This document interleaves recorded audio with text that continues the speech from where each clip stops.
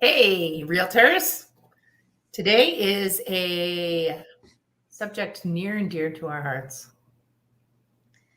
The love letter. Do you do them? You shouldn't. No, don't take them. Don't write them.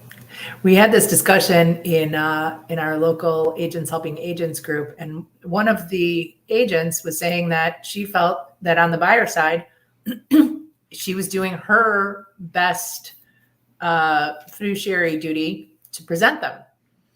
And she said, I don't advise my sellers to take them or look at them, but why wouldn't I put it in for my buyers if that's going to give them an edge? I'm gonna try it. Well, we've got a story. Yes. By the way, she changed her mind based on our conversation. Oh, good. But yes. Now we have a story for why buyers agents really need to cut that shit out. Right. So, of course, sellers agents, you really should know that you don't ever, ever, ever want to put your sellers in a position where anybody can come back and consider you or your sellers doing anything unethical. We know the protected classes federally. You should know protective classes through your state. We have like 18 or something like that in the state of Illinois. Maybe not that many. California's got 72. What? I made that up, but California's probably got a lot. Well, that's okay. But if that's the laws, but that's exactly why things that you should know, what could make you, why anything that has such a huge potential for backlash. These real estate, although people live in them, and sometimes they live in them for 2 years and sometimes they live in them for 40 years. But real estate is what we tell people to invest in. It's an investment. You keep it up, you upkeep it. You don't let, generally you don't allow people to let it or tell people that it's okay to let it go. Nobody else cares. No, it's an asset. You're supposed to continue to put money in and efforts in, and so you get the best in the end. With these love letters and presenting them to our sellers, we are essentially opening them up to lawsuits, as well as encouraging them to take something less than they can. And just in case anybody doesn't know what we're talking about, a love letter is a letter that a buyer would write to a seller saying, here's who we are, and aren't we adorable, and I love your drapes, and I'm not going to touch a thing, and we're just like you were 20 years ago when you bought this house, and that's why you should sell it to us. However, the seller, full of their emotions, on the other side, gets that letter and sees familial status. They can often tell race. Sometimes religion is mentioned. And even if you strip those things out of that letter, you're still running the risk that your seller is making a choice based on something other than the terms and the price listed in the contract. Correct. So, What? Oh, okay. That's okay. So that's as a seller's agent, but as said, as a buyer's agent, why wouldn't you do it? And we found an instance where somebody was talking on a realtor group recently about the exact reason why you should not. You want to go over it, Ruth? Yeah. So this agent said to her buyers, we're going to put together a love letter. We're going to you and how wonderful you are and what great people you are and all about your life and what you do and your family and why they should sell the house to you. And I am going to take a cute picture of you and we're going to put that in there too. Now, some people have said the picture was the problem, not the letter. I disagree. The picture added to the problem, but there are pictures of almost all of us available to view if people want to. And that was the case in the other case we talked about. It was an internet search that was done. So the buyer's agent put this packet together and sent it to the listing agent who presented it to the sellers. And the seller said, we don't like the way they look. They don't look like us. And we're not going to sell it to them. We're going to sell it to someone else. And that's what they did. And then Mrs. Seller opened her big fat mouth and talked to a neighbor who happened to be Mrs. Buyer's friend.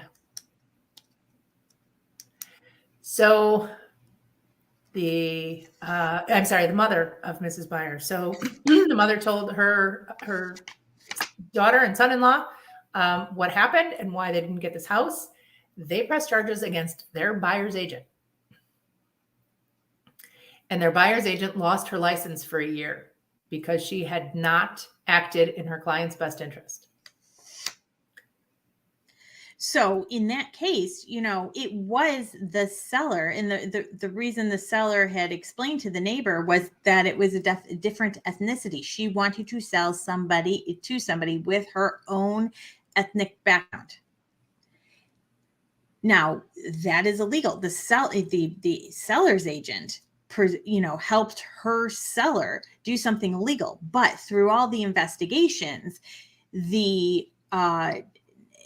between the state and local associations and things like that, they still found the buyer's agent was not innocent in this whole thing and played a part in it. So you put a picture because you think they're adorable and you love them, and you put that all together and you send it to someone.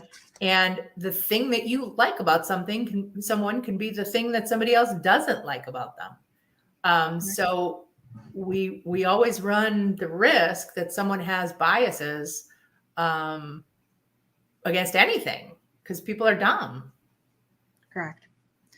So we need to start explaining to our clients. In our instance, our listing agreement, our buyer's offer is 13 pages. We have 13 pages to convince the sellers to choose our clients. Yeah, just make better offers and make offers that are better than everybody else. And I actually say 14 because the the pre-approval as well. Sure. Yes. And don't make it for that dollar amount. That's just me. Yeah. Oh God, don't play that stupid game. That's a whole rant we've gone on before anyway. But make that, where are the ways that you can make it a sweeter offer? And when you are, trying to convince buyers and sellers to work with you, I know that that's oftentimes where these things come in. You want to set yourself apart. You want to say that you do something better than other agents, and that's why they should choose you. Well, instead of saying, I have all these tricks, I have all these, hacks up my sleeve, say, I am honest and I act with integrity and I don't violate fair housing laws. If you lose some buyers and sellers because they don't like that, okay. Right? You'll still be practicing, real estate in 3 months. If I say to a seller, we're going to sell to whoever comes in here with an offer, and I don't care what they look like or what religion they practice or any of the other protected classes, and they say, no, I'm not okay with that, I'm not listing that house. Nope. We'll go find another house to list. That's okay. Don't be that desperate. And it is something that is in our listing agreements as well. That is basically, and I pretty much say, read this. Yes. If somebody is ready, willing, and able, we will look over and consider their offer. It's very well laid out in our listing agreement. Every protected class is named. We cannot discriminate against anybody for any of these reasons, or really any other reason. Is their money green? That's correct. The color I'm looking at. Correct. There are other intangibles in there, but it should not be who the buyer is. It really should be, are they well qualified? Yeah. And as we said in the other broadcast, a lot of times I've had sellers who are worried about their neighbors. They want someone who's going to fit in and not even thinking about protected classes. These are good people who aren't trying to be, awful, but they have had a good rapport and a good relationship and are friendly with the people near them. And they want someone else who's going to kind of carry that on and their neighbors are going to be happy with. Not your business, not your seller's business. They're moving. They can stay Facebook friends with their neighbors. They can get together for lunch and still play bunco. They don't get to say who the new neighbor is going to be. Correct. So reconsider it. Look into what your state says. Look into what the NAR says. Look at what your broker says. I mean, our broker has told us for, I don't know, a good year and a half, or maybe even longer, time goes by. But we are not allowed to accept them. We're not allowed to write them. We are not allowed to be around them. Yep. Our broker tells us, but it make your own decisions. But definitely don't just do it because it's always something that's been done. Yeah. And I was really a little shocked that in a recent Facebook group, someone was talking about how tough the market is and trying to get their offer accepted, and post after post from citizens, not from realtors, but said, we got ours with a love letter. We wrote a love letter. We sold ours with a love letter. Bad advice is going around out there. Be the voice of reason. Correct. Absolutely. All right. We'll see you next week when we're talking more about sellers in the sales process. See you then.